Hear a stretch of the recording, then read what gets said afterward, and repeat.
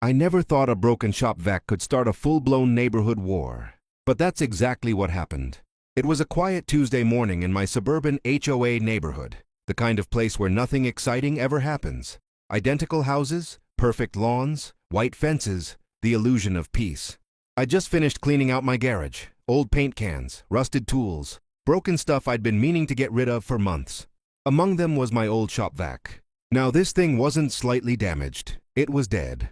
The motor screamed like a dying lawnmower. The hose had a crack down the side, and the power switch completely fried. If you plugged it in, it either did nothing or tripped the breaker. So I did what everyone does in this neighborhood. I rolled it out to the curb. No free sign, no note, no Craigslist post. Just curbside trash for pickup the next morning. I went back inside, made coffee, and sat down at my desk to start work. That's when I heard it. A car door slam, then footsteps, then a voice, sharp, loud, already annoyed. "Excuse me? Hello?" I looked out the window, and there she was. HOA Karen, middle-aged, short blonde hair, sunglasses even though it was barely 9 a.m. Hands on her hips, staring at my curb like it had personally offended her. She was standing next to my shop vac. I watched as she bent down, examined it like a detective at a crime scene, and then, without hesitation, picked it up and dragged it toward her SUV. That's when I stepped outside. "Hey," I called out, "that's broken." She froze, slowly turned around, pulled her sunglasses down just enough to look at me over the top. "What?" "That shop vac," I said, pointing. "It doesn't work. That's why it's out there." She scoffed. "Well, you shouldn't put things on the curb if you don't want people taking them." "I don't want it," I said. "It's trash." She laughed. "Uh-huh, sure, people say that all the time." "I'm serious," I replied. "The motor's fried." She waved me off like I was an annoying child. "I'll take my chances." And before I could say anything else, she threw it into the back of her SUV, slammed the trunk shut, and got in the driver's seat. As she pulled away, she leaned out the window and shouted, "Maybe next time put a sign on it." I stood there on my driveway, coffee going cold in my hand, completely stunned. I shrugged it off. Her problem now, right? Wrong. Very, very wrong. 3 hours later, I was in the middle of a Zoom meeting when my doorbell rang. Not a polite ring, a slam. Then another, then pounding. I muted my mic, walked to the door, and opened it. There she was, HOA Karen. Same outfit, same sunglasses. But now, her face was red. Her jaw was clenched so tight I could see the muscles twitching. And behind her, sitting in her driveway, my shop vac. She didn't even say hello. "It doesn't work." I blinked. Yeah, I told you that." She stepped closer. "No, you said it was broken. That doesn't mean completely useless." "It does when the motor is dead." She crossed her arms. "Well, I plugged it in and it made a horrible noise and shut off." "Because it's broken." She scoffed again, louder this time. "I think you damaged it on purpose." I stared at her. "What?" "You probably left it out there knowing someone would take it. Then you sabotaged it." I almost laughed. "You think I sabotaged a shop vac?" "Yes," she snapped. "People like you do things like that?" "People like me?" She ignored that. "I want a refund." I laughed. "You stole my trash."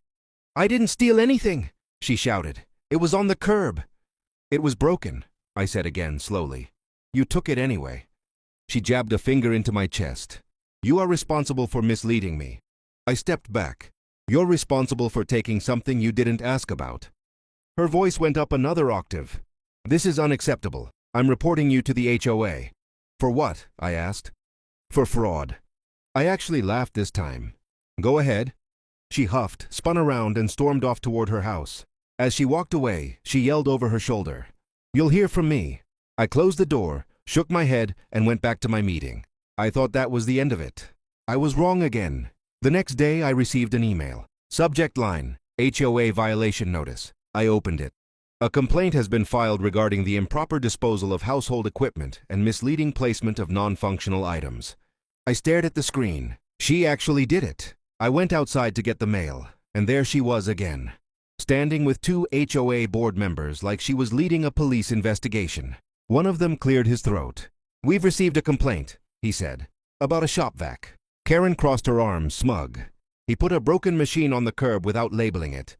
I took it and it could have caused electrical damage." I raised an eyebrow. "You took my trash." "That's not the point," she snapped. The board member looked uncomfortable.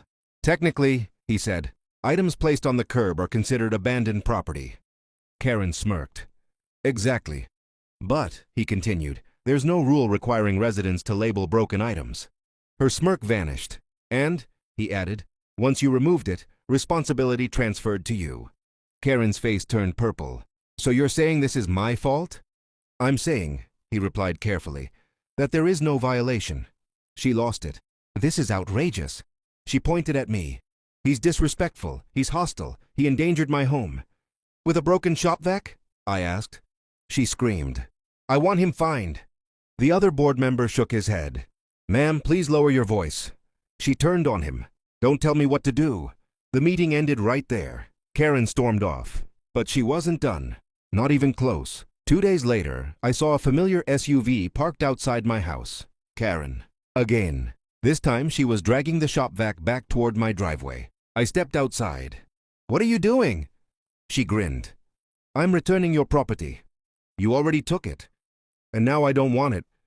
Trash pickup already came, I said. You missed it. She shoved it toward me. Then you can deal with it. I crossed my arms. No. Her smile disappeared. Excuse me? You took it. It's yours. She snapped. You can't do this. I shrugged. You already did. She tried to plug it into the outlet on my garage wall. I stopped her. Don't! She did it anyway. The shop vac screeched, sparked, and shut off. The breaker tripped. Her eyes went wide. She screamed. See, you broke it. At that exact moment, the HOA president walked by. What's going on here? Karen spun toward him. He sabotaged it. The president sighed. Didn't we already resolve this? Karen lost control. She screamed. She cursed. She accused everyone. And then, she tripped over the shop vac cord, fell backward, landed hard.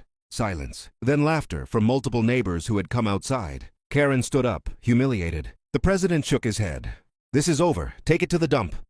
She looked around. No one supported her. She grabbed the shop vac, threw it back into her SUV, and drove off. That was the last time she ever spoke to me. Weeks passed. Karen avoided me, avoided everyone. Rumors spread that she'd filed 3 more HOA complaints and lost all of them. Eventually, she put her house up for sale. When the moving truck came, I noticed something in the pile by the curb. A familiar shape. A shop vac. This time, with a sign taped to it. Broken. I smiled. Because sometimes, trash really does take itself out.